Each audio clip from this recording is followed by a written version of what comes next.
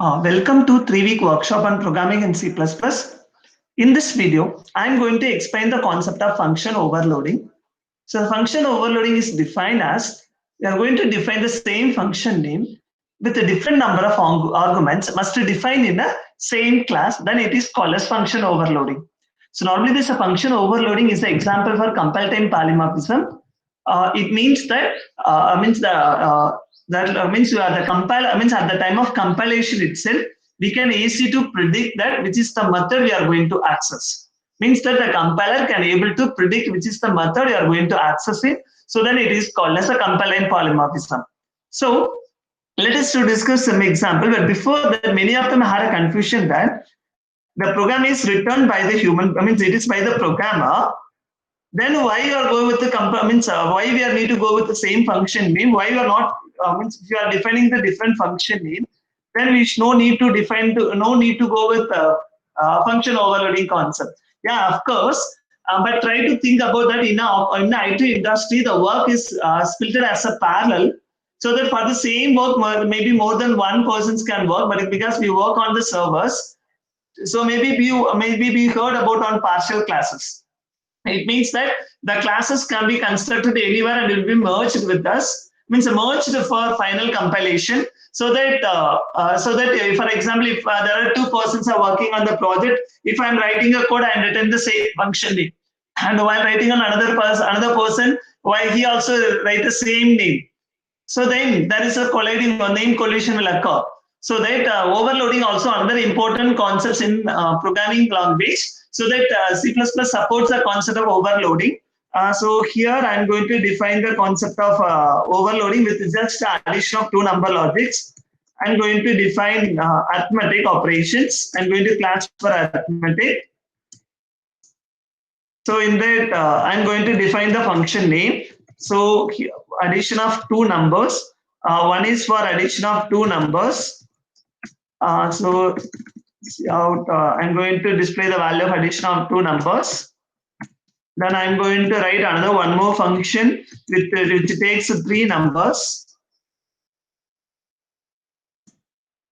So then I'm going to define a plus b plus c.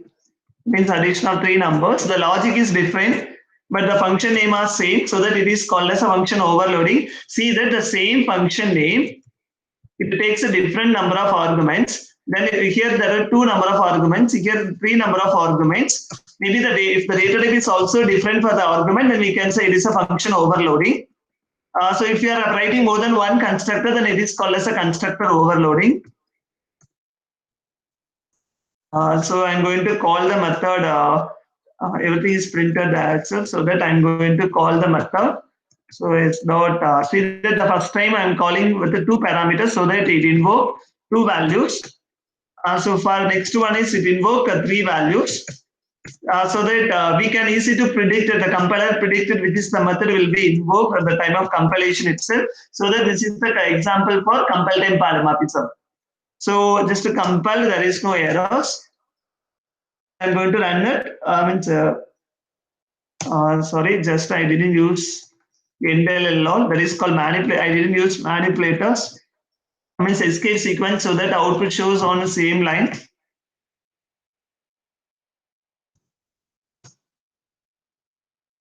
Yeah, sorry. Then I'm going to run it. So that it display the answer one by one, 9 and 15. But so just you can check it with the help of F7. So the compiler is easy to know that based on the number of parameters it will predict it. So it will work as usual. Okay, just we can go with the float and double. I told that if the number of parameters are different, then it will work for the it will match. So for example, if I'm going to define another one more parameters, that means another one more method with the float. So see out, I'm going to print the value of a plus b. I'm going to compile. So no problem, no errors. But actually, the third method won't execute because of because of only integer parameters are passed here. Even we can define like this also, void add float a comma float b.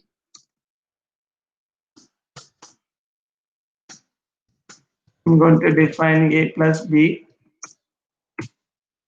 You want to use escape sequence for a proper alignment, for getting a clear out, for clarity on your readability of your output. So void add, I'm going to define double. Just you can check about this concepts. So whatever we want, you can define it to the data type.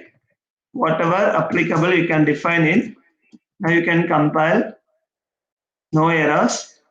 So now I'm going to define this as s dot add 4.5, 6.7.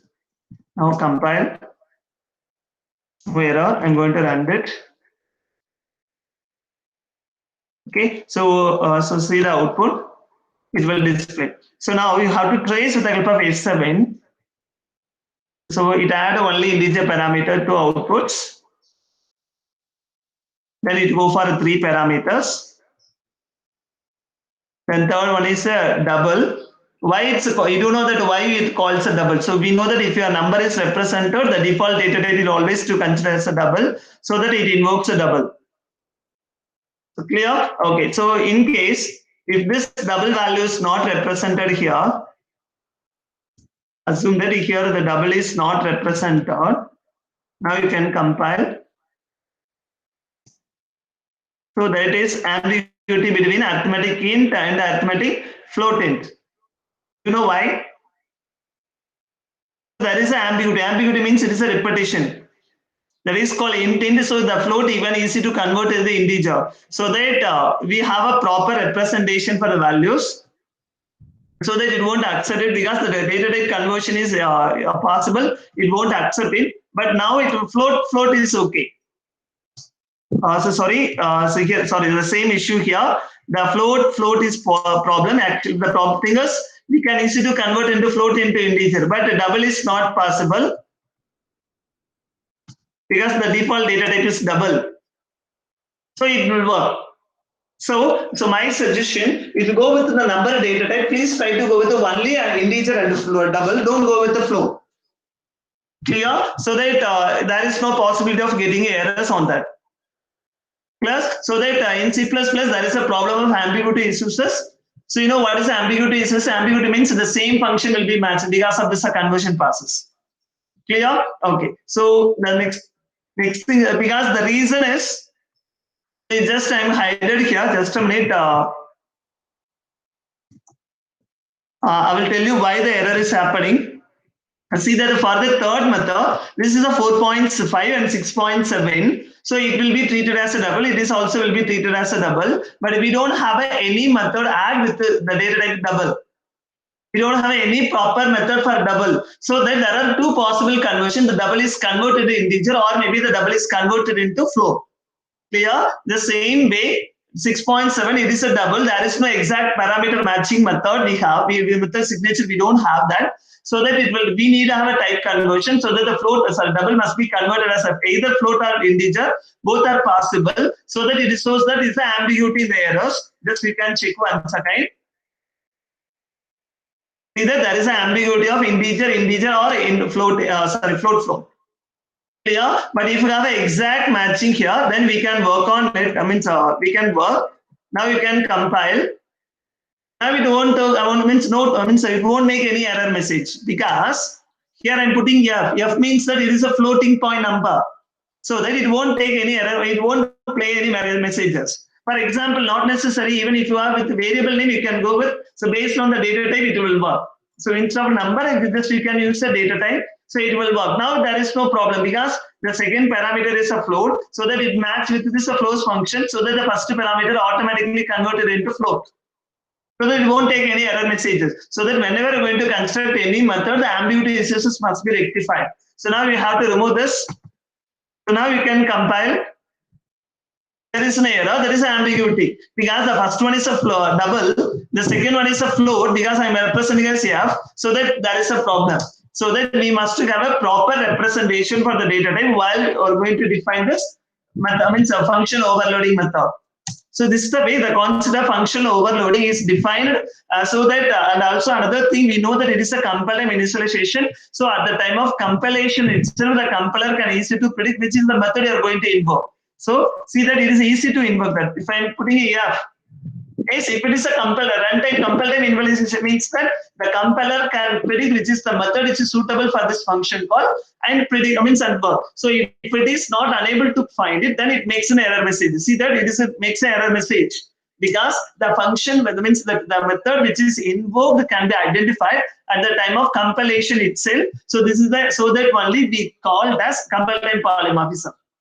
I hope now you have a clear idea about function overloading. Normally, the function overloading is possible when two or more developer to work for the same class for a different in a different location. So there is a possibility of function overloading concepts. And second thing, if you are following the guidelines of writing a user-defined needs, surely we can have a concept of function overloading. Thank you.